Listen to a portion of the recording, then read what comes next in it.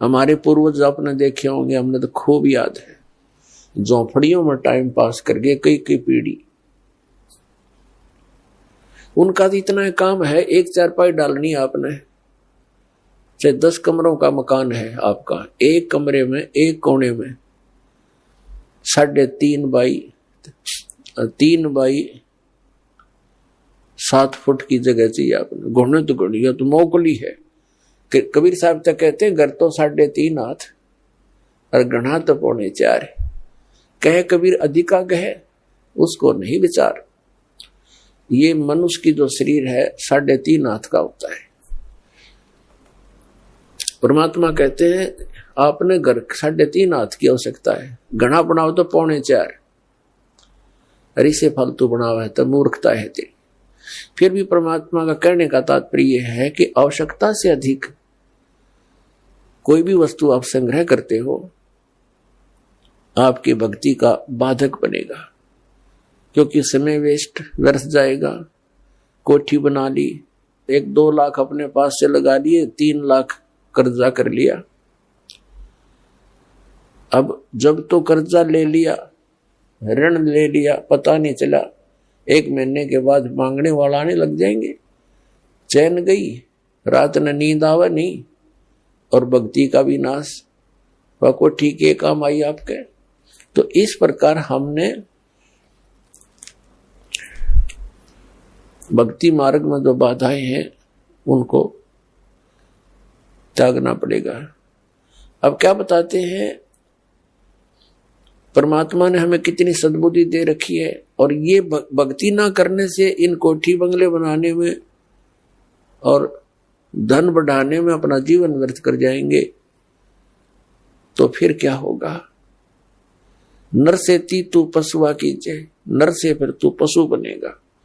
नर से ती तू पशुआ कीजिए, गद्दा बैल बनाई, अरे ये सुंदर भोजन का मन बोरे कि तो कुर्डी चरने जाई। ओए होए, अपने आत्मा इतना कुछ सुनकर भी हमारे यह बात अंदर जगह बनाती नहीं,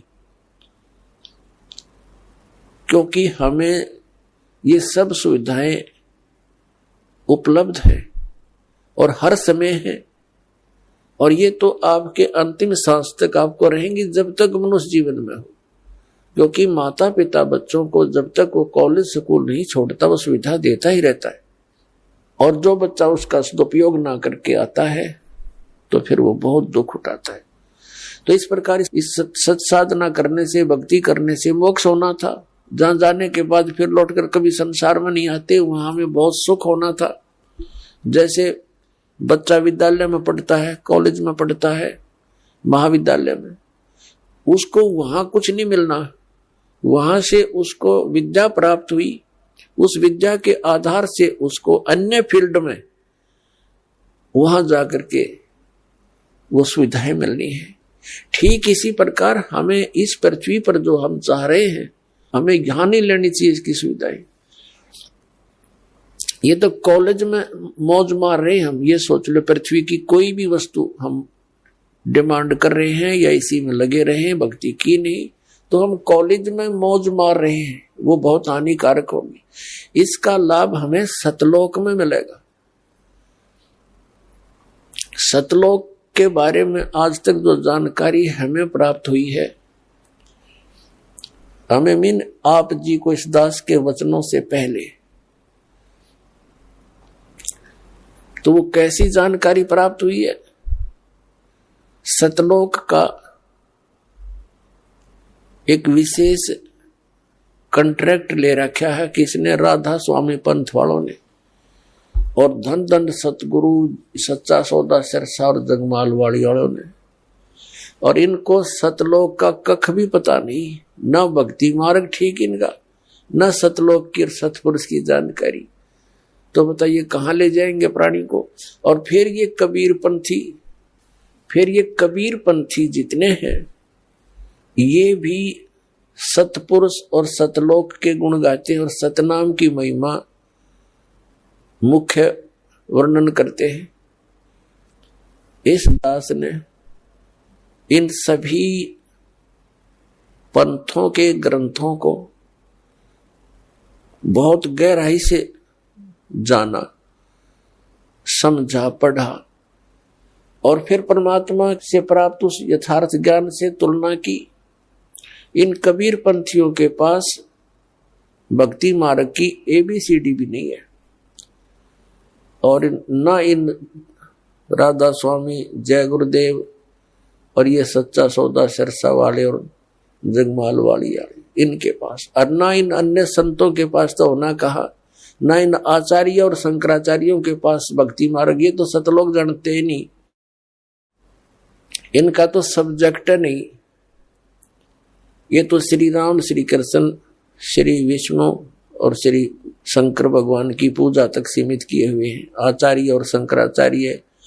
और ये सुधांशु जी महाराज और ये आसाराम जी महाराज और ये सतपाल जी महाराज और ये बालयोगेश्वर जी महाराज और ये सारे कृपालु जी महाराज और ये दूसरे जितने ये ब्रह्म ऋषि कुमार, ये इस तरह के सारे ये कख नहीं के पास भक्ति मार्ग का। पूरे विश्व को डबोए बैठे, अपना नाश कर रहे। अपने आत्माओं, जिन पुण्यात्माओं को ज्ञान नहीं तो ये सोचते हैं कि रामपाल पता नहीं अपने आप में के मान रहा, अपने आप कोई विद्वान मानता है।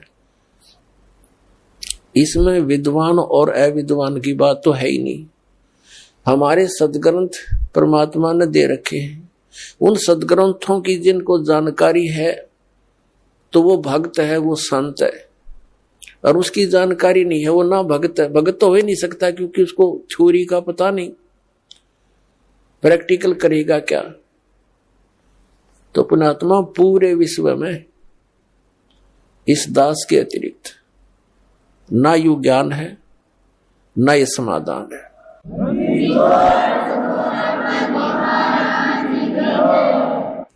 ये वचन प्रथम बार कोई सुनता है तो उसको खटकते हैं, लेकिन समय आने पर ये अच्छे भी लगेंगे, मीठे लगेंगे। एक बार परमेश्वर कबीर जी ने गोरखनाथ जी से वार्ता करते समय कहा था कि गोरखनाथ मैं सबन का गुरुआ। परमात्मा ने कहा था मैं सबका गुरु हूं, उस्ताद इस अध्यात्म मार्ग में। तो गोरखनाथ जी कहने लगे तुम मेरा वचन मोह लग गए कड़ुआ, कि आपकी बात मुझे अच्छी नहीं लगती, आप कहते हो मैं सबका गुरु हूं। तो परमात्मा ने कहा कि कड़ुआ लगे सो मीठा होई, हमारी बात पतीजे जोई। पतीजे माने विश्वास करे। परमात्मा ने कहा था ये जो कड़ुआ लगे सो मीठा होई। आज आपके गले नहीं उतरी ये बात कि मैं सबका गुरु हूं, मैं सदगुरु हूं, वो अलग बात है, लेकिन कड़ुआ लगे सो मीठा होई, हमारी बात पतीजे जोई। विश्वास करो, मैं जो बता रहा हूं इस पर करके देखो, अध्ययन करो, सदग्रंथों को चेक करो, फिर ये बात आपको सच्ची महसूस होगी जो दास ने अभी कहा था।